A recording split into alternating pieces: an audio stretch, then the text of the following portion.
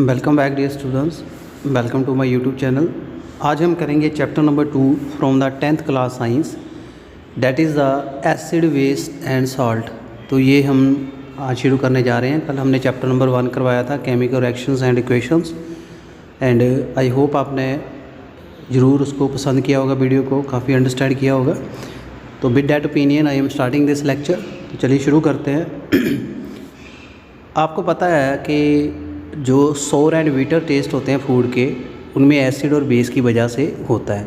या तो खाना मीठा लगता है कोई चीज़, जहाँ कड़वी लगती है एसिड या बेस से, उनमें एसिड या बेस कोई प्रेजेंट होता है। सो फैमिली में अगर कोई किसी बीमारी से सफरिंग हो, एसिडिटी या पेट ख़राब हो गया, ज़्यादा खाना खा लिया, तो आप उसको क्या देते हो? Suggest them remedy lemon juice, vinegar और बेकिंग सोडा। ये कुछ चीज़ें आप रिकमेंड करते हो उसको। Which property you think to while choosing the remedy, ये इसके लिए आप क्या सोचते हो? अगर एसिडिटी पेट में बढ़ गई है तो ये चीज़ें क्यों रिकमेंड करते हो? You must have use the knowledge about the ability of acid and base to nullify each other. तो अगर एसिड ज़्यादा बन गया है तो आपको पता होगा भी एसिड को अगर बेस दे दे तो वो इफ़ेक्ट कैंसिल हो जाता है, साल्ट बन जाता है। सो ये चीज़ें आपको पता होंगी।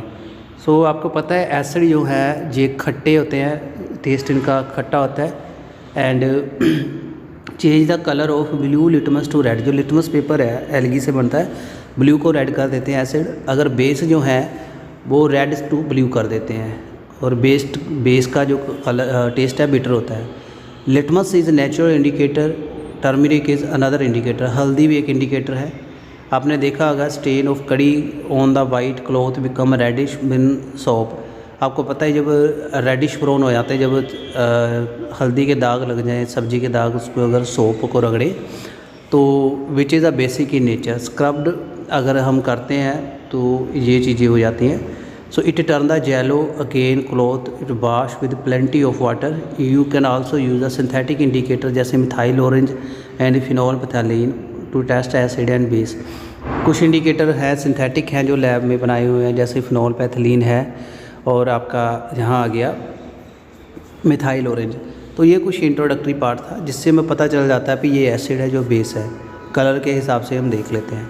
तो इस चैप्टर में हम करेंगे study of reaction of acid and base, how acid and base cancel each other effect and many more interesting things. So many more interesting things जो है इसके regarding be use and see our day to day life. तो उसमें आप acid base की properties की reaction पढ़ोगे तो आपको क्या पता चलता है ये देखोगे। जैसे लिटमस सोल्यूशन की बात करें तो ये एक पर्पल डाई होती है।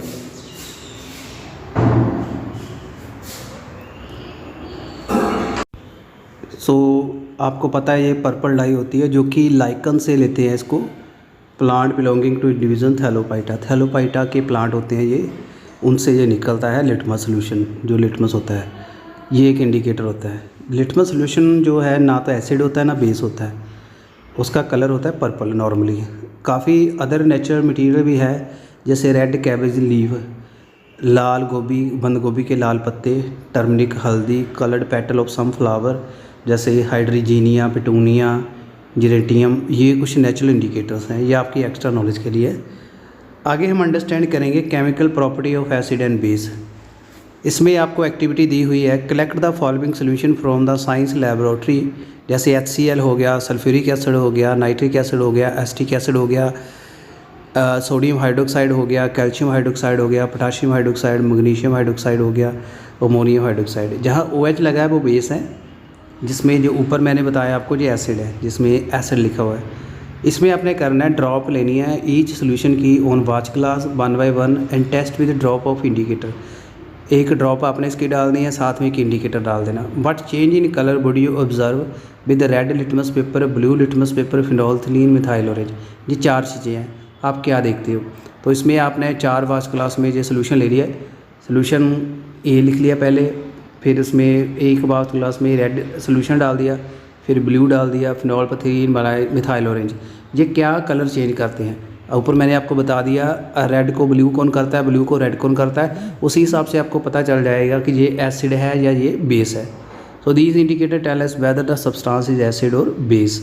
सेकेंड एक्टिविटी ली है जहाँ पे कुछ ऐसे सब्सटेंस भी हैं जिसमें स्मेल चेंज होती है, उसको कहते हैं ओल्फैक्टरी इंडिकेटर। हम स्मेल से भी आइडेंटिफाई कर सकते हैं भी ये एसिड है या बेस है। जैसे खट्टा दही हो तो हमें जो इरिटेटिंग स्मेल आती है तो उसमें एसिड ज़्यादा बन गया, लैक्टिक एसिड, तो उससे हमें पता चल जाता है।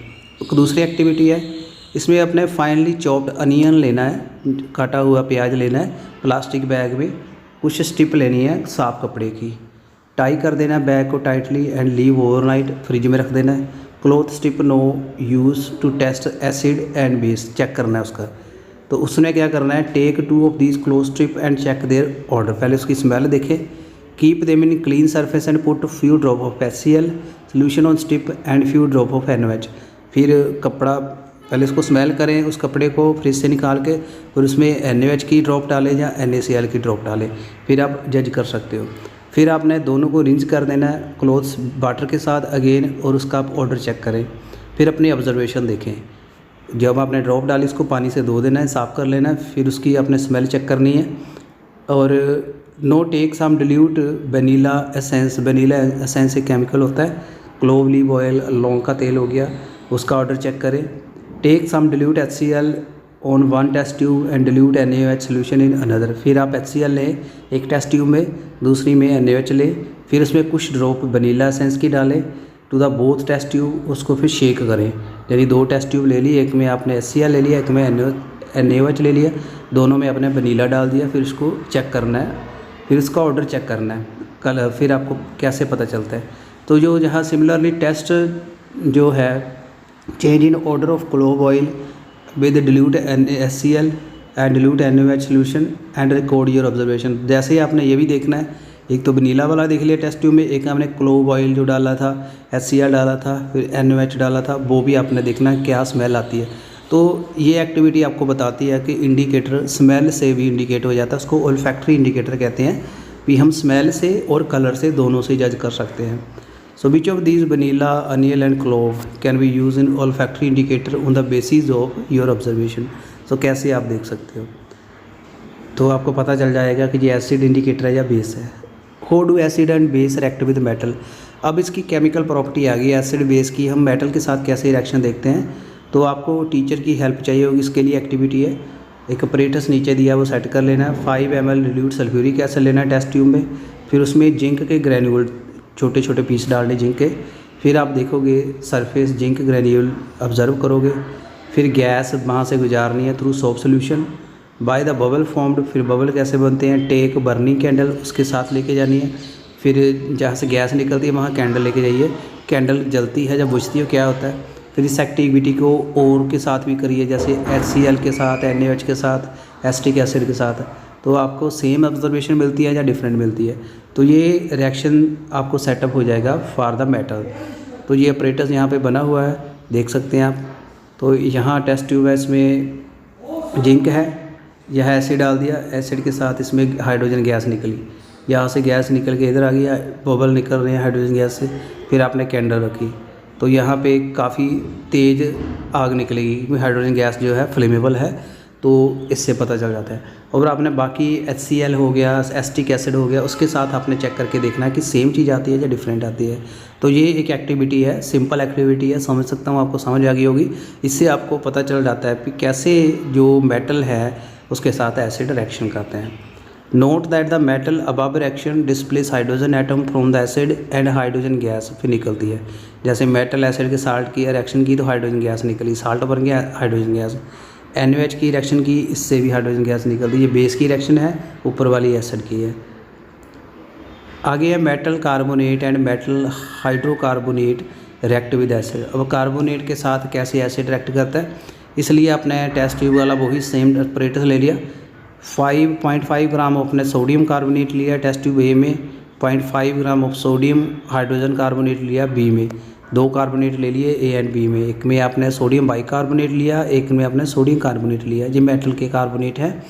फिर आपने 2 ml ऑफ डिल्यूट HCl डाल दिया दोनों टेस्ट ट्यूब में। फिर आप ऑब्जर्व करोगे क्या निकला, पास द गैस जो जहाँ निकली है through lime water calcium hydroxide solution, फिर आपको क्या ऑब्जर्व होता है। तो यहाँ देखा आपने, यहाँ सोडियम कार्बोनेट ले लिया टेस्ट ट्यूब में, साथ में HCl डाल दिया, जहाँ से गैस निकलती है। इस गैस को, ये कैल्शियम का पानी है, चूने का पानी है, इसमें गैस गुजारोगे क्या होता है, तो ये आपको पता चलेगा। तो यहाँ टेस्ट ट्यूब ए है, उसकी रिएक्शन देख लिया, Na2CO3 सॉलिड है, HCl वाटर एक्वस फॉर्म में है, NaCl बन गया, सॉल्ट बन गया, पानी बन गया, कार्बन डाइऑक्साइड बन गई, इसमें भी कार्बन डाइऑक्साइड एंड पानी। फिर जो कार्बन डाइऑक्साइड गैस जब निकलती है तो अगर इसको चूने के पानी से गुजारेंगे तो जो बाइट PPT बन जाता है कैल्शियम कार्बोनेट। इसलिए जो चूने का पानी है उसको दूधिया कर देती है कार्बन डाइऑक्साइड, और ज़्यादा वाइट कलर आ जाता है क्योंकि ये कैल्शियम कार्बोनेट बन जाता है। तो ये बहुत बेसिक क्वेश्चन है, ये पेपर में पूछा जाता है अक्सर। फिर आपने एक्सेस ऑफ जहाँ डाला है कैल्शियम कार्बोनेट, कार्बन डाइऑक्साइड डाली है, तो आपको कैल्शियम हाइड्रोजन कार्बोनेट बन जाएगा सोल्युबल इन वाटर। जितना ज़्यादा उसमें कार्बन ऐड होगा कैल्शियम के साथ उतना ज़्यादा PPT बनेगा।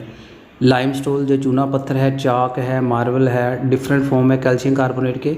All the metal carbonate and hydrogen carbonate react with acid to give corresponding salt, carbon dioxide and water.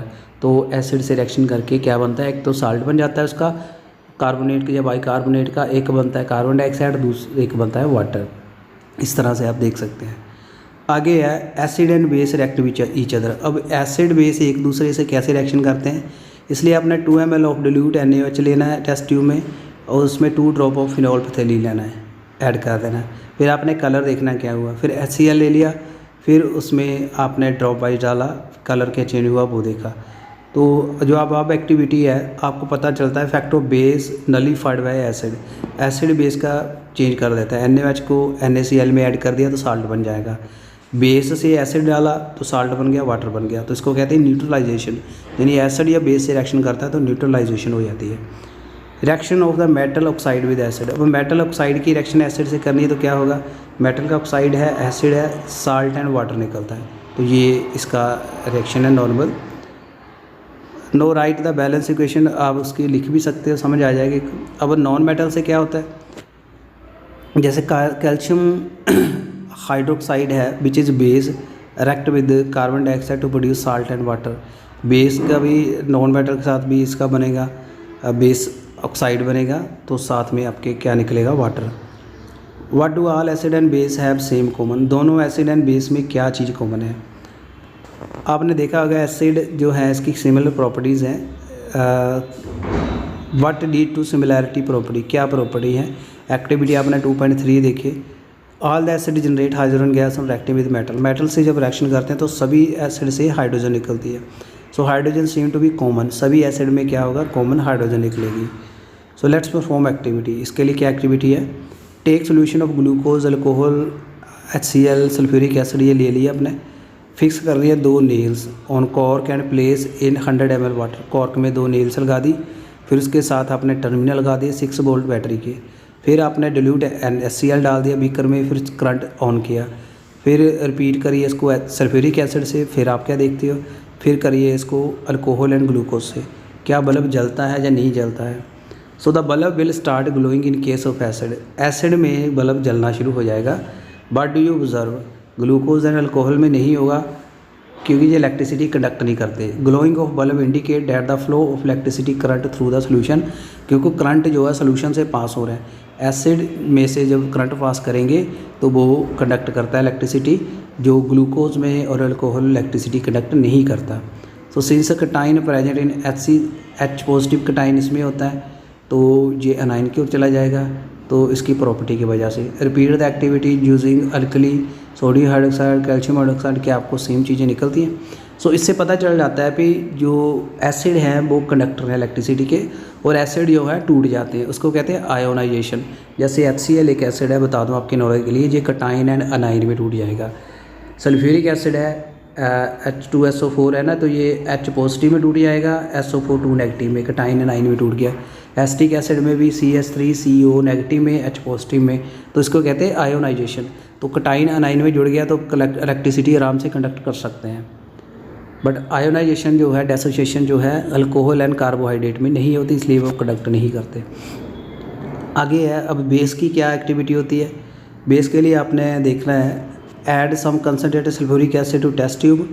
आप क्या देखते हो, गैस इसमें निकल रही है, तो to the gas evolved with dry and wet litmus paper से देखोगे तो अपने जो एक्टिविटी है उसको साथ में आपने देखा है, वही अपरेटस आपने साथ में इसको ऐड किया है। तो क्या हुआ, HCl जो है वाटर रिएक्टेंट में हाइड्रोनियम आयन बना H3O पॉजिटिव Cl आयोनाइज हो गया। फिर we have seen that the acid जो हैं ये देते हैं H3O positive ion and H ion क्या देते हैं। तो बेसिकली जो स्टेबल आयन इसमें निकलता है वो H3O पॉजिटिव होता है, ये आपने याद रखना है। एंड जो बेस है वो आपको देते हैं OH नेगेटिव। ये प्रॉपर्टी की बात कर रहे हैं, यानी पानी में अगर एसिड को आप घोलोगे, जो एक्टिविटी मैं ऊपर बता रही हूँ उसका क्या आसार है। पानी में अगर एसिड को घोलोगे तो आपको बनेगा H3O पॉजिटिव आयन, जहाँ इसको H पॉजिटिव भी कह देते हैं। बेस होगा तो बनेगा OH नेगेटिव। ये होता है आपका हाइड्रोक्सल आयन, ये होता है हाइड्रोनियम आयन। तो हाइड्रोनियम आयन कौन देता है? एसिड। हाइड्रोक्सल आयन देता है बेस, ये आप समझ सकते हो। सो बेस कहते हैं hydroxide, base are soluble in water and इसको कहते हैं अल्कली। जो बेस पानी में घुल जाते हैं उसको अल्कली कहते हैं, ठीक है ना, ये आपने याद कर लेना। सारे बेस पानी में नहीं घुलते। अल्कली ये बेस है जो पानी में डिज़ोल्व होता है। दे आर सोपी in touch, bitter and coercive होते हैं, कड़वे होते हैं, साबुन की तरह झाग होती है। नेवर टेस्ट और टच देम, इसको टेस्ट नहीं करना चाहिए, ये आपको मैंने नॉलेज के लिए बता दिया। और no you have identified that the all acid generate H positive ion और बेस देते हैं OH नेगेटिव। ये आपको सिमिलरली पता चल गया, न्यूट्रलाइजेशन भी पता चल गया। एसिड और बेस को मिला देंगे तो साल्ट बन जाता है। एसिड को पानी में घोलेंगे तो बेस को पानी में घोलेंगे तो क्या देता है, ये भी आपको पता चल गया। अब आपने एक्टिविटी देखनी है, when water is mixed with acid और बेस, पानी में जब मिलाएंगे तो क्या होगा। तो इसके लिए आपने 10 ml वाटर ले लिया, सल्फ्यूरिक एसिड की ड्रॉप डाल दी, फिर इसको हिलाया। तो बेस बीकर का टच करना है, क्या उसका टेम्परेचर बढ़ा। अगर टेम्परेचर बढ़ा तो एक्सोथर्मिक होगा, अगर नहीं है तो एंडोथर्मिक का, ये आपको पता ही है। ये आपको मैं बता ही चुका हूँ। तो उसमें ये न्यूट्रलाइजेशन होती है जब बॉन्ड ब्रेक होते हैं तो उससे एनर्जी लिबरेट होती है। तो बेसिकली जब एसिड को पानी में घोलते हैं तो हीट जनरेट करता ही है। जितना स्ट्रॉन्ग एसिड होगा उतनी ज़्यादा हीट जनरेट करेगा, उतना ज़्यादा वो H पॉजिटिव आयन जनरेट करेगा। तो ये इसका कंक्लूज़न है। How strong are acid and base, कितना स्ट्रॉन्ग एंड बेस है, इसके लिए आप क्या करते हो, इसके लिए एक pH स्केल होता है, ठीक है ना। तो pH स्केल से आपको पता चल जाता है। pH का मीन होता है पोटोन्स, जर्मन सिंबल है। इसमें आप 0 से 14 तक लेते हो। 0 बहुत एसिड होगा, 14 में बहुत ज़्यादा अल्कली होगा, 7 एक न्यूट्रल होगा। तो इसके लिए आपको मैंने ये दिखा दिया, ऐसे एक स्केल होता है। इसमें 0 जितना 7 से पीछे जाएगा उतना एसिड होगा, जितना 7 से आगे जाएगा उतना ज़्यादा बेसिक होगा। It depend upon the concentration of H positive and OH negative. जितनी ज़्यादा OH नेगेटिव की कंसनट्रेशन बढ़ेगी डिज़ोल्व करने से उतना वो बेसिक होगा, जितनी H पॉजिटिव की कंसनट्रेशन बढ़ेगी उतना वो क्या होगा, एसिडिक होगा। तो ये आप चेक कर सकते हो। नॉर्मली pH जो स्ट्रिप होती है उसमें बनी होती है पट्टियाँ, सलाइवा निकाल के चेक कर सकते हो। उसके साथ आप खाना खाने से पहले और बाद में लेमन जूस की चेक कर सकते हो, ड्रिंक की कर सकते हो, गाजर का juice, coffee, tomato juice, tap water 1 molar NaOH 1 molar NaCl। तो pH आप चेक कर सकते हो। तो ये आपके लिए एक नॉलेज का क्वेश्चन है, पेपर में आ जाता है बेसिकली किसकी pH क्या होती है। जैसे गैस्ट्रिक जूस की होती है 1.2, लेमन जूस की होती है 2.2। सबसे ज़्यादा पेट का एसिड होता है, उसकी सबसे ज़्यादा pH कम होती है।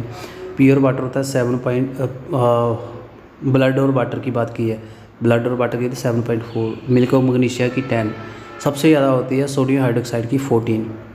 Strength of base and acid depend on the number of H positive ion and OH negative ion, ये आपको मैं बता चुका हूँ। अब एसिड बेस की हमारी ज़िंदगी में क्या इंपॉर्टेंस है। Are plant and animal pH sensitive, क्या एनिमल और प्लांट pH के लिए सेंसिटिव होते हैं। हमारी जो बॉडी है वो 7 और 7.8 pH के ऊपर काम करती है। Living organism can survive only narrow range, सिर्फ थोड़ा बहुत pH चेंज हो तो उस पर सर्वाइव कर सकते हैं। With the pH of rain water is less than 5.6 it is called acid rain. Acid rain आपको पता है तेजाबी बारिश, जब 5.6 से pH कम होगी और बारिश के पानी का उसको एसिड रेन कहते हैं। जब एसिड फ्लो करता है, रेन रिवर में चलती है तो pH लो हो जाती है रिवर वाटर की, फिर इसमें एक्वाटिक प्लांट और एनिमल का सर्वाइवल मुश्किल हो जाता है। What is the pH of soil in your backyard, pH भी आप देख सकते हो।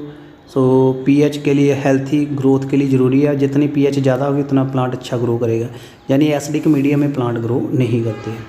pH का डाइजेस्टिव में भी काफ़ी अच्छा रोल है, खाना पचाने के लिए। स्टमक में pH काफ़ी कम होती है, वो फैट को तोड़ता है। फूड डाइजेशन होती है, during digestion stomach acid produce करता है और पेन भी हो जाती है कई बार हमें, जब खाना ना पचे तो पेट में दर्द होती है, वो एसिड बनने से होती है।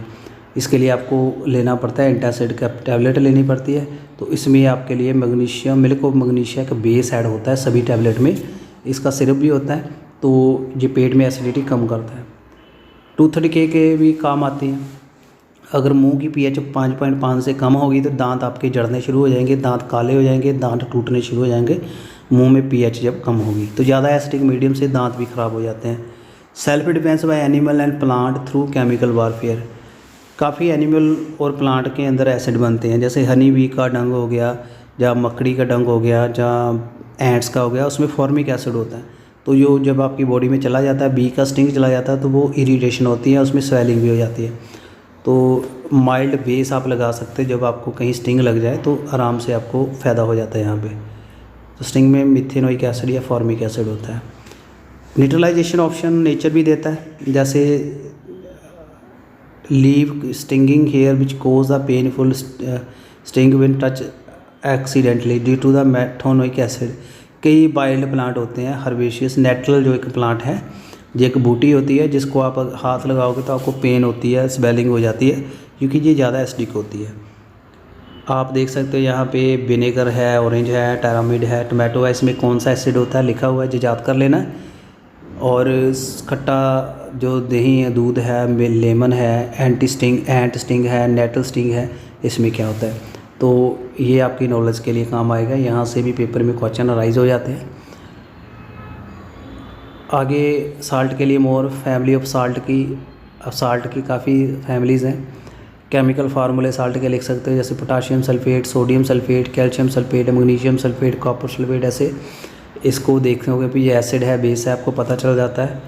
और साल्ट का सेम पॉजिटिव और नेगेटिव चार्ज होगा, और वो सेम को ही बिलोंग करते हैं, जिसका एसिड बेस का चार्ज बैलेंस हो तो उसको साल्ट फैमिली में रखा जाता है। जैसे जिसमें Cl होगा तो उसको क्लोराइड का साल्ट कह सकते हैं, सल्फेट SO4 नेगेटिव होगा तो सल्फेट का साल्ट होगा, ऐसे हम कर सकते हैं।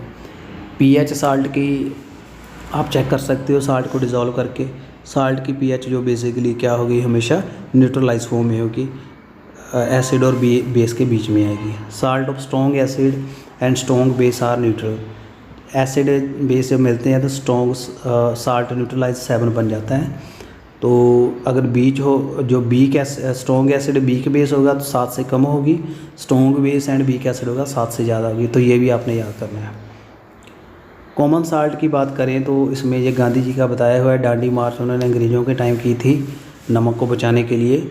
सांबर एक लेक है, उसके हमें साल्ट मिलता है सारा, ठीक है ना। तो सोडियम क्लोराइड जो आपको होता है NaCl, जो कॉमन साल्ट है जो हम खाते हैं, इसको टेबल साल्ट भी कहते हैं। Bed of rock of salt बनते हैं, इस चट्टानें बनती हैं समुंदर में, फिर इसको क्रिस्टलाइज करके यूज़ करते हैं। एक रॉ मटेरियल है कॉमन साल्ट, वेरियस मटेरियल इससे बनते हैं, जैसे sodium hydroxide, baking soda, washing soda, bleaching powder common salt से बनते हैं। सोडियम हाइड्रोक्साइड कैसे बनता है, वाटर से जब NaCl की रिएक्शन करेगी NOH बन जाएगा, जी एक बेस है। Chlorine gas give of at anode and hydrogen gas at cathode. तो ये गैसें निकलती हैं, जब NaCl को पानी से घोलेंगे तो NaOH बन जाता है। ब्लीचिंग पाउडर कैल्शियम हाइड्रोक्साइड जो है plus calcium CaOCl2 calcium oxychloride, इसको ब्लीचिंग पाउडर कहते हैं। यानी कैल्शियम हाइड्रोक्साइड जब हाइड्रोजन क्लोरीन से रिएक्शन करता है तो ब्लीचिंग पाउडर बनता है। तो ये सफाई पानी को साफ़ करने के लिए यूज़ किया जाता है। आगे आ जाता है ब्लीचिंग पाउडर क्या क्या यूज़ है। ये कॉटन और लिनिन टेक्सटाइल कपड़े को साफ़ करता है, ड्राई क्लीनिंग में काम आता है। ऑक्सीडाइजिंग एजेंट है, काफ़ी केमिकल इंडस्ट्री में यूज़ किया जाता है।